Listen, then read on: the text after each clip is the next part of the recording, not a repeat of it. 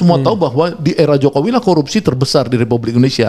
Nah, korupsi ini kan jadi budaya, bukan hanya lagi kejahatan struktur, tapi kejahatan budaya. Misalkan lihatlah hari ini ada berita 20 kepala desa ya dilahap di kampungnya Bursa Sarnubi, teman saya itu sekarang ditangkap sama kejaksaan karena kasus apa? Karena kasus korupsi desa, dana desa. Bayangkan kalau ini menjadi sandaran Presiden Prabowo ya, warisan dari masa lalu Jokowi ini untuk membangun koperasi desa Merah Putih 80.000, sementara kepala desanya itu kepala desa yang banyak jadi tersangka. Ini kan juga akan sulit buat presiden untuk antara ideal yang dia inginkan dengan kenyataan. Ini problem kedua. Tadi ada gap, ada misinformasi, ini ada gap dalam sisi kapasitas. Nah, yang ketiga ini karena ada masalah di mana presiden ini masih banyak diganggu oleh rejim Jokowi. Ya kan, yang ingin terus mendominasi. Jokowi dengan oligarkinya kan selalu berusaha.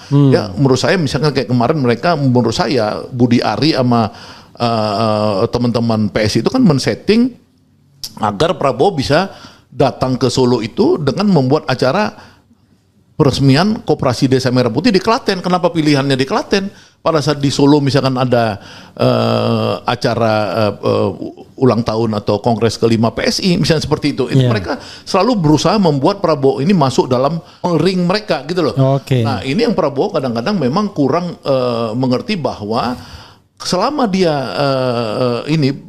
tidak kuat untuk menerima untuk menolak pengaruh dari Jokowi ini, maka persepsi rakyat akan terus mengatakan bahwa cita-cita ideal Prabowo itu pasti kandas. Karena apa? Karena selama dia berkawan dengan Jokowi, ya maka itu orang menyatakan dia berkawan dengan yang disebut OCCRP itu adalah koruptor nomor 2 terbesar di dunia gitu. Nah, ini kan bahaya gitu. Jadi orang agak hopeless gitu.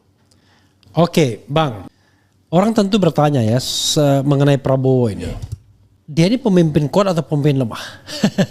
Ya kalau menurut saya sih kalau dia bisa jadi presiden dengan cita-cita yang ideal ya, seperti yang dia sampaikan dalam bukunya Paradoks dan Indonesia Paradoks, dan kemudian buku-buku yang dia baca itu kan buku-buku berkualitas tinggi semua ya, Gospel, kemudian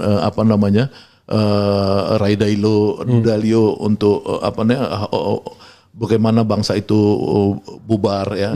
Saya dapat kiriman nih ada sekitar 10 atau 20 buku-buku yang sudah dikuasai oleh Prabowo. Itu buku-buku yang menurut saya itu sampai mati pun Jokowi nggak akan pernah mengerti tentang buku-buku itu. Karena dibacanya kan Shinchan gitu ya.